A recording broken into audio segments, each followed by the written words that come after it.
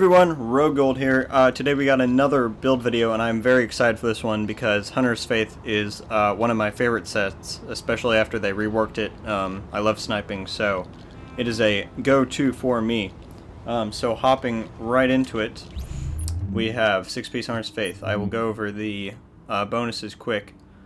The 4-piece, they changed it from how it used to work with armor, so now each consecutive shot with a bolt action marksman rifle hits for 3% more damage.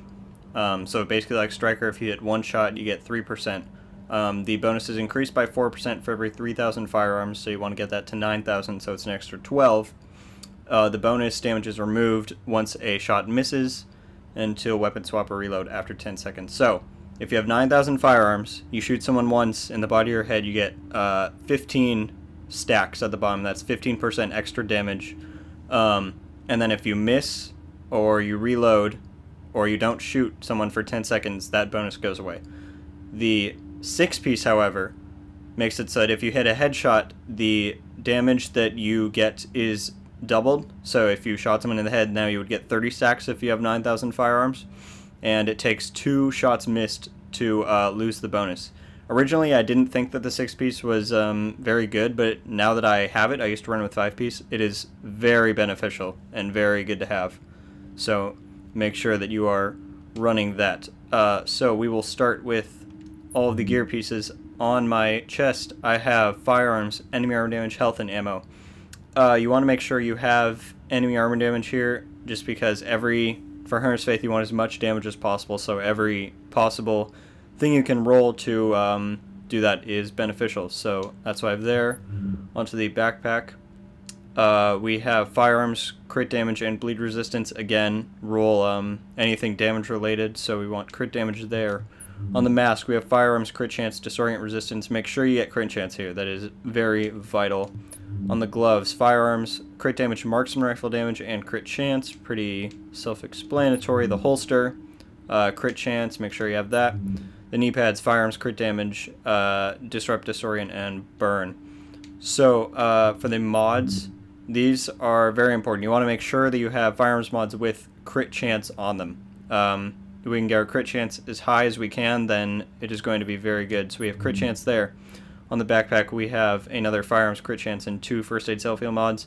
The performance mods, it would probably be better to do a pulse mod, but I don't have any of those, so whatever you want to do, first aid, pulse, crit damage, whatever. On the mask for the mods, we have another firearms crit chance, knee pads, firearms crit chance, and another first aid self-heal, and lastly on the holster, another first aid self-heal. Onto the weapons. The primary, of course, is a bolt action. Make sure you're not using a semi-auto because they will not work with Hunter's Faith. We have a custom M44. You can either run one of these or like an M700. Both of them are pretty much equal. I just prefer this one more, but both of those work very well. So this is fully optimized. My damage is 172k. We have max headshot damage, prepared, brutal, and deadly. Some people prefer to run the M700 to get elevated, but I think it's a little bit too situational, so this is my preferred loadout for talents for any sniper, really. Deadly, brutal, prepared is very nice. Your secondary can really be whatever you want. You have 10,000 firearms, so really any gun that you like is going to deal a lot of damage. I just chose a Lavoa. It has deadly, responsive, and unforgiving. You could do an M4, you could do a house, you could do whatever you want that you like. And my sidearm is a double barrel that has deadly, brutal, and predatory in the last slots for that extra damage when you down someone. Alright, now moving on, I will show you the character sheet. So this is, that's the sidearm. Get to the sniper. So, crit chance 27.5, and that's without a pulse. This is very crucial. Because this means that you're going to be critting a lot of the time, especially when you use your pulse. You're going to be getting about like 35% crit chance. Crits with these kind of snipers deal massive amounts of damage, so this is very good to have. And if you roll crit chance and everything and you get those mods, you're going to be getting this high of numbers. Crit damage is a little low, it's 106, but that's because we've decided to opt into crit chance. But it is still very good, because with that pulse you'll be getting about 115-ish. Headshot damage 241. This is pretty high, and that's what you're going to want. You're going to want it to be up there. So that is for that. Going into these skills, we have a damage pulse, and so it's doing 7.3 crit chance and 9.7 crit damage with almost a minute cooldown. This isn't going to be very impressive because you don't have any skill power, so this is good for what it is, and use it when you have it, and you'll just get that bit of extra damage. I have a booster shot again for that 15% damage when you use it. It still almost has a minute cooldown, so yeah, your skills you're not going to be able to rely on much. And then we have the recovery link. You could run a blue if you want, depends on if you're in a group or solo, it's whatever you want there. For the talents, we have crit save. That's still, in my opinion, it's still beneficial to run on a sniper build, just because, you know, why not? Nothing else really stuck out. Combat mech, because I usually run in a group, but you can switch this out if you're always solo. Attack advance is nice with snipers, even though I often forget about it. It is still nice to have if you can remember that it's there. And on the move, which probably isn't great since you're staying still with the sniper most of the time. But for the way I play, I like to get up in people's faces with snipers, so yeah, that's what I choose to run. Alright, well that is the build.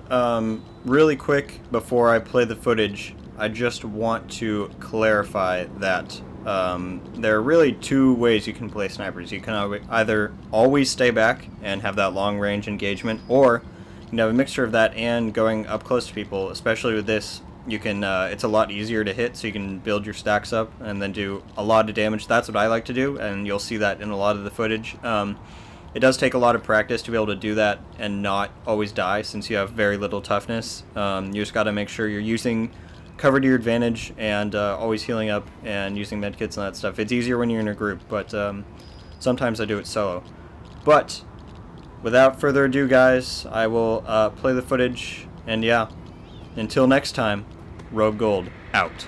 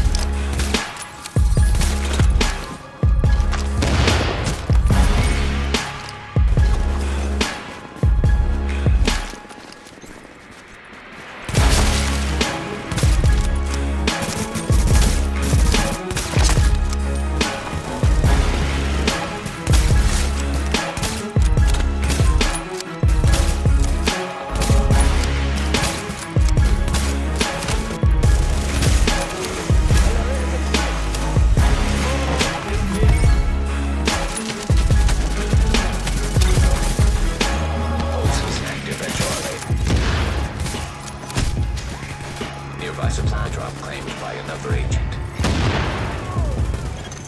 Update. Supply drops have expired. Warning. You've disavowed an official. This action will mark you as rogue.